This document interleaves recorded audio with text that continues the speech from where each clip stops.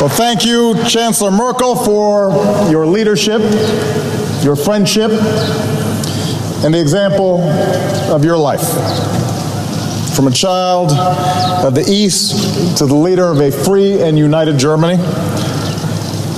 As I've said, Angela and I don't exactly look like previous German and American leaders.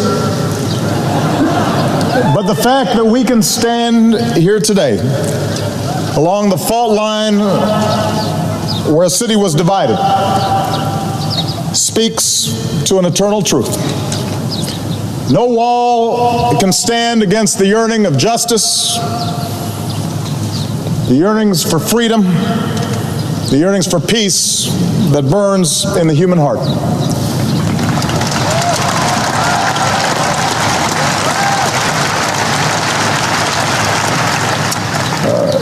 Mayor Wowereit, distinguished guests, and especially the people of Berlin and Germany, thank you for this extraordinarily warm welcome. In fact, it's so warm, and I feel so good that I'm actually going to take off my jacket, and anybody else who wants to, feel free to.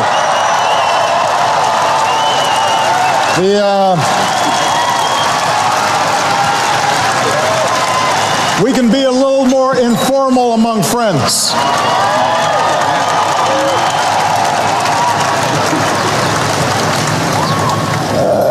As your chancellor mentioned, 5 years ago I had the privilege to address this city as senator. Today, I'm proud to return as President of the United States.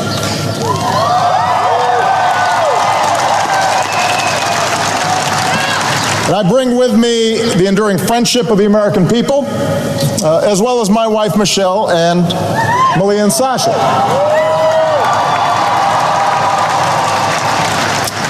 You may notice that they're not here. The last thing they want to do is to listen to another speech from me. So they're out experiencing the beauty and the history of Berlin. And this history speaks to us today. Here, for thousands of years, the people of this land have journeyed from tribe to principality to nation state through Reformation and Enlightenment, renowned as a land of poets and thinkers. Among them, Immanuel Kant, who taught us that freedom is the unoriginated birthright of man, and it belongs to him by force of his humanity. Here, for 2 centuries, this gate stood tall as the world around it convulsed through the rise and fall of empires, through revolutions and republics, art and music and science that reflected the height of human endeavor, but also war and carnage that exposed the depths of man's cruelty to man. It was here that Berliners carved out an island of democracy against the greatest of odds. As has already been mentioned, they were supported by an airlift of hope, and we are so honored to be joined by Colonel Halvorsen, 92 years old, the original candy bomber. We could not be prouder of him.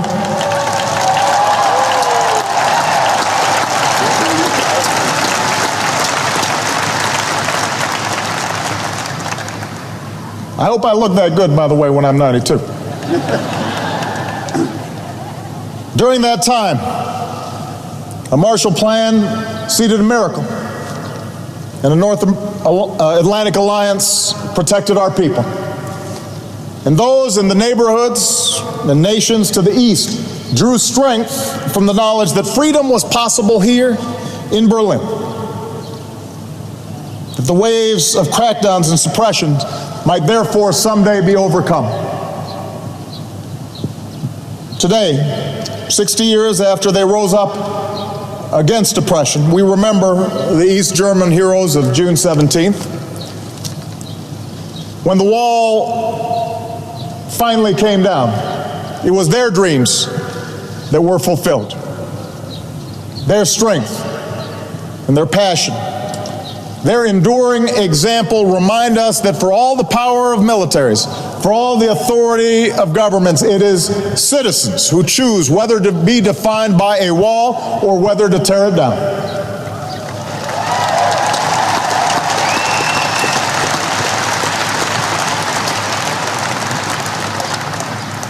And we're now surrounded by the symbols of a Germany reborn. A rebuilt Reichstag and its glistening glass dome, an American embassy back at its historic home on Pariser Place, and this square itself, once a desolate no man's land, is now open to all. So while I am not the first American president to come to this gate, I am proud to stand on its eastern side to pay tribute to the past.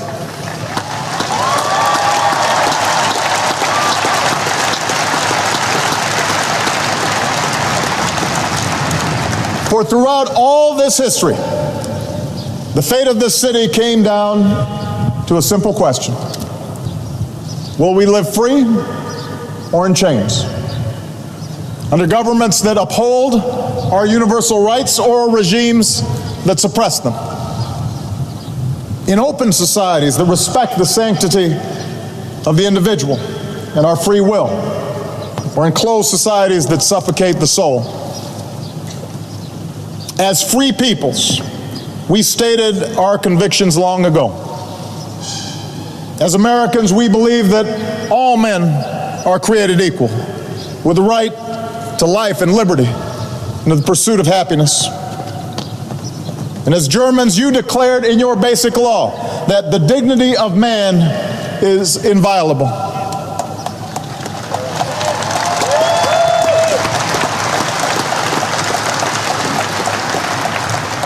Around the world, nations have pledged themselves to a universal declaration of human rights, which recognizes the inherent dignity and rights of all members of our human family. And this is what was at stake here in Berlin all those years. And because courageous crowds climbed atop that wall, because corrupt dictatorships gave way to new democracies, because millions across this continent now breathe the fresh air of freedom, we can say here in Berlin, here in Europe, our values won. Openness won, tolerance won, and freedom won. Here in Berlin.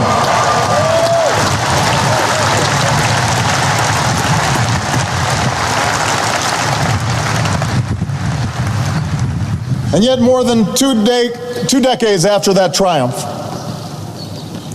we must acknowledge that there can at times be a complacency among our Western democracies. Today, people often come together in places like this to remember history, not to make it. After all, we face no concrete walls, no barbed wire. There are no tanks poised to cross a border. There are no visits to fallout shelters. And so sometimes there can be a sense that the great challenges have somehow passed. And that brings with it a temptation to turn inward, to think of our own pursuits and not the sweep of history, to believe that we've settled history's accounts, that we can simply enjoy the fruits won by our forebears. But I come here today in Berlin to say complacency is not the character of great nations. Today's threats are not as stark as they were half a century ago, but the struggle for freedom and security and human dignity, that struggle goes on. And I've come here to this city of hope because the tests of our time demand the same fighting spirit that defined Berlin a half century ago. Chancellor Merkel mentioned that we mark the anniversary of President John F. Kennedy's stirring defense of freedom, embodied in the people of this great city. His pledge of solidarity, Ich bin ein Berliner, echoes through the ages. But that's not all that he said that day. Less remembered is the challenge that he issued to the crowd before him. Let me ask you, he said to those Berliners, let me ask you to lift your eyes beyond the dangers of today and beyond the freedom of merely this city. Look, he said, to the day of peace with justice, beyond yourselves and ourselves to all mankind. Now, President Kennedy was taken from us less than 6 months after he spoke those words. And like so many who died in those decades of division, he did not live to see Berlin united and free. Instead, he lives forever as a young man in our memory. But his words are timeless because they call upon us to care more about things than just our own self-comfort, about our own city, about our own country. They demand that we embrace the common endeavor of all humanity. And if we lift our eyes as President Kennedy called us to do, then we'll recognize that our work is not yet done. For we are not only citizens of America or Germany, we are also citizens of the world. And our fates and fortunes are linked like never before. We may no longer live in fear of global annihilation, but so long as nuclear weapons exist, we are not truly safe.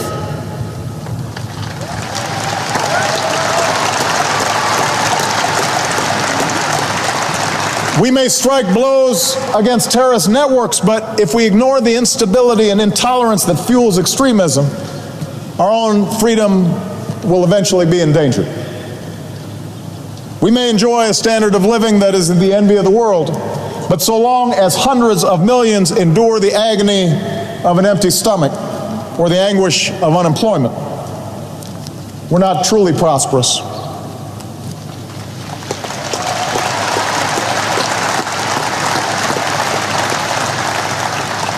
I say all this here in the heart of Europe because our shared past shows that none of these challenges can be met unless we see ourselves as part of something bigger than our own experience.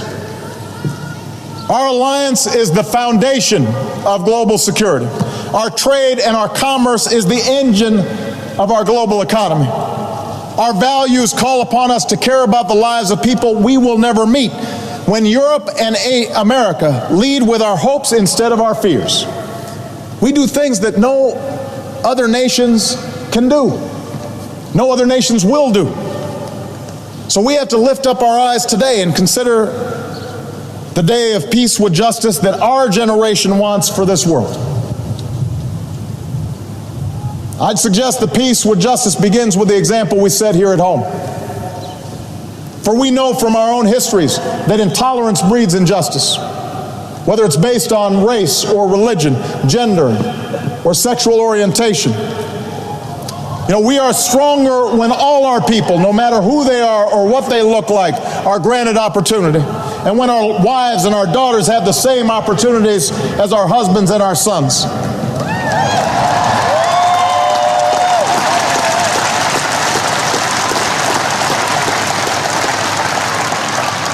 When we respect the faiths practiced in our churches and synagogues, our mosques and our temples, we're more secure. When we welcome the immigrant with his talents or her dreams, we are renewed.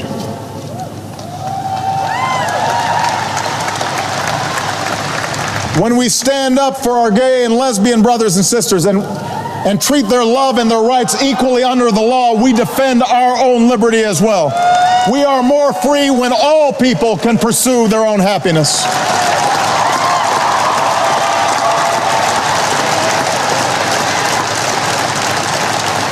And as long as walls exist in our hearts to separate us from those who don't look like us or think like us or worship as we do, then we're going to have to work harder together to bring those walls of division down.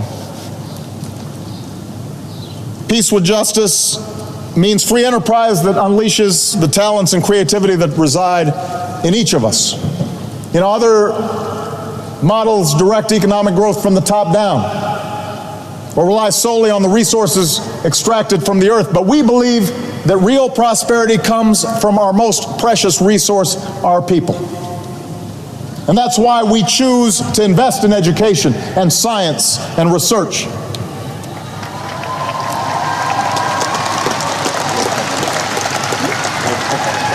And now, as we emerge from recession, we must not avert our eyes from the insult of widening inequality or the pain of youth who are unemployed.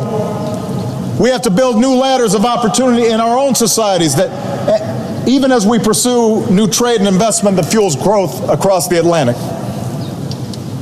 America will stand with Europe as you strengthen your union, and we want to work with you to make sure that every person can enjoy the dignity that comes from work, whether they live in Chicago or Cleveland or Belfast or Berlin, in Athens or Madrid. Everybody deserves opportunity. We have to have economies that are working for all people, not just those at the very top.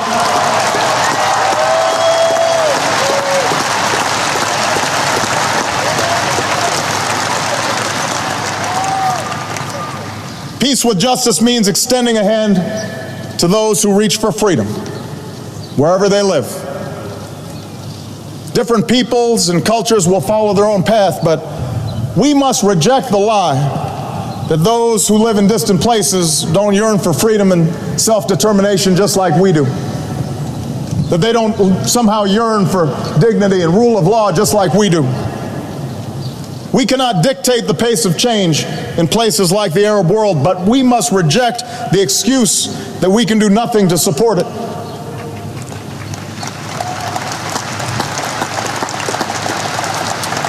We cannot shrink from our role of advancing the values we believe in, whether it's supporting Afghans as they take responsibility for their future, or working for an Israeli-Palestinian peace,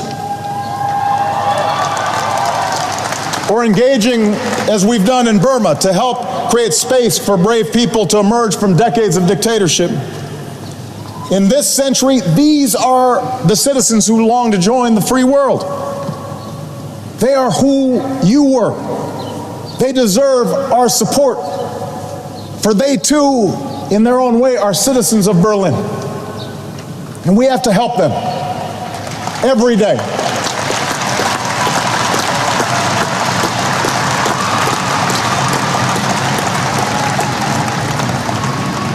Peace with justice means pursuing the security of a world without nuclear weapons, no matter how distant that dream may be.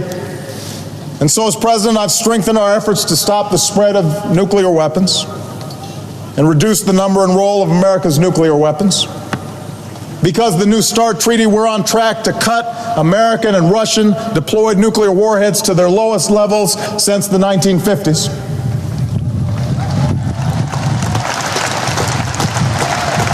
But we have more work to do. So today I'm announcing additional steps forward. After a comprehensive review, I've determined that we can ensure the security of America and our allies and maintain a strong and credible strategic deterrent while reducing our deployed strategic nuclear weapons by up to 1/3. And I intend to seek negotiated cuts with Russia to move beyond Cold War nuclear postures.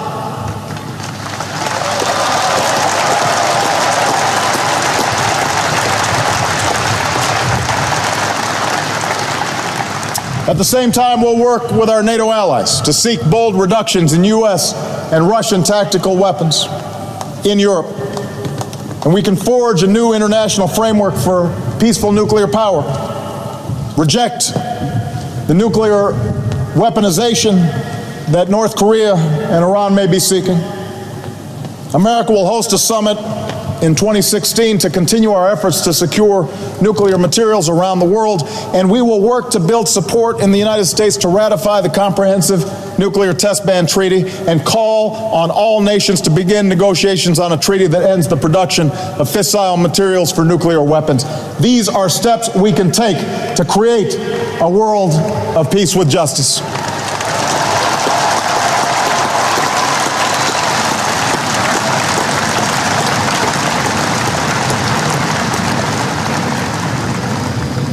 Peace with justice means refusing to condemn our children to a harsher, less hospitable planet.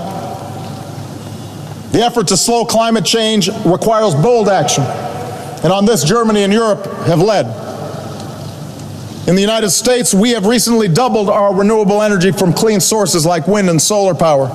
We're doubling fuel efficiency on our cars. Our dangerous carbon emissions have come down, but we know we have to do more, and we will do more.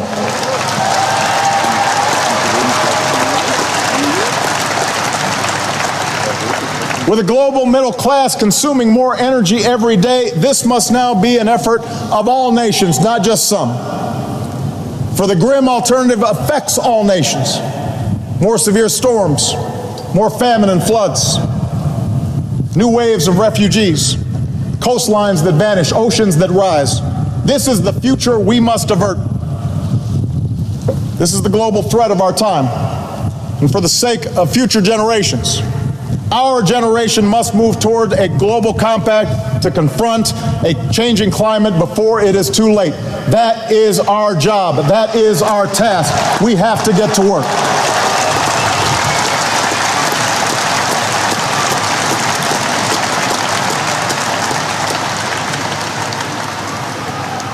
Peace with justice means meeting our moral obligations. And we have a moral obligation and a profound interest in helping lift the impoverished corners of the world. By promoting growth so we spare a child born today a lifetime of extreme poverty. By investing in agriculture so we aren't just sending food, but also teaching farmers to grow food. By strengthening public health so we're not just sending medicine, but training doctors and nurses who will help end the outrage of children dying from preventable diseases. Making sure that we do everything we can to realize the promise, an achievable promise of the first AIDS-free generation. That is something that is possible if we feel a sufficient sense of urgency.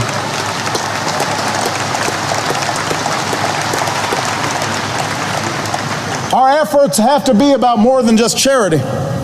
They're about new models of empowering people to build institutions, to abandon the rot of corruption, to create ties of trade, not just aid, both with the West and among the nations that are seeking to rise and increase their capacity. Because when they succeed, we will be more successful as well. Our fates are linked. And we cannot ignore those who are yearning not only for freedom, but also prosperity. And finally, let's remember that peace with justice depends on our ability to sustain both the security of our societies and the openness that defines them. Now, threats to freedom don't merely come from the outside. They can emerge from within, from our own fears, from the disengagement of our citizens. For over a decade, America's been at war. Yet much has now changed over the 5 years since I last spoke here in Berlin. The Iraq War is now over. The Afghan War is coming to an end. Osama bin Laden is no more. Our efforts against Al-Qaeda are evolving. And given these changes, last month I spoke about America's efforts against terrorism. And I drew inspiration from one of our founding fathers, James Madison, who wrote, "No nation could preserve its freedom in the midst of continual warfare." James Madison is right, which is why even as we remain vigilant about the threat of terrorism, we must move beyond the mindset of perpetual war. And in America, that means redoubling our efforts to close the prison at Guantanamo. It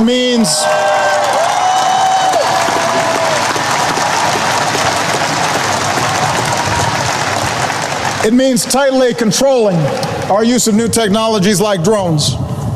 It means balancing the pursuit of security with the protection of privacy. And I'm confident that that balance can be struck. I'm confident of that And I'm confident that working with Germany, we can keep each other safe, while at the same time maintaining those essential values for which we fought for. Our current programs are bound by the rule of law, and they're focused on threats to our security, not the communications of ordinary persons. They help confront real dangers, and they keep people safe here in the United States and here in Europe. But we must accept the challenge that all of us in democratic governments face, to listen to the voices who disagree with us, to have an open debate about how we use our powers and how we must constrain them, and to always remember that government exists to serve the power of the individual and not the other way around. That's what makes us who we are, and that's what makes us different from those on the other side of a wall.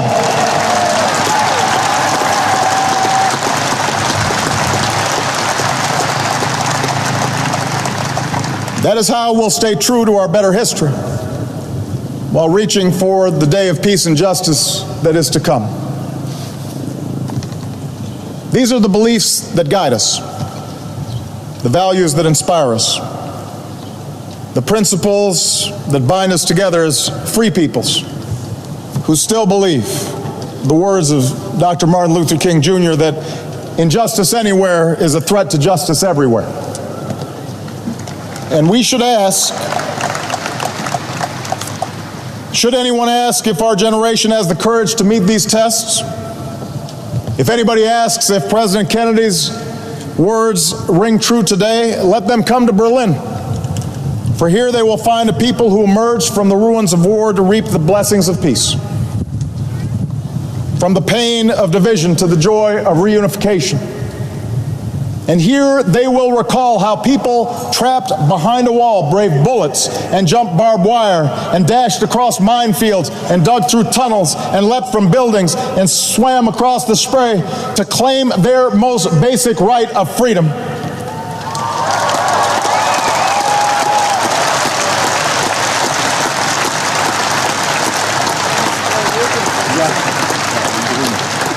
The wall belongs to history. But we have history to make as well. And the heroes that came before us now call to us to live up to those highest ideals, to care for the young people who can't find a job in our own countries and the girls who aren't allowed to go to school overseas, to be vigilant in safeguarding our own freedoms, but also to extend a hand to those who are reaching for freedom abroad. This is the lesson of the ages. This is the spirit of Berlin. And the greatest tribute that we can pay to those who came before us is by carrying on their work to pursue peace and justice, not only in our countries, but for all mankind. Vielen Dank. God bless you. God bless the peoples of Germany, and God bless the United States of America. Thank you very much.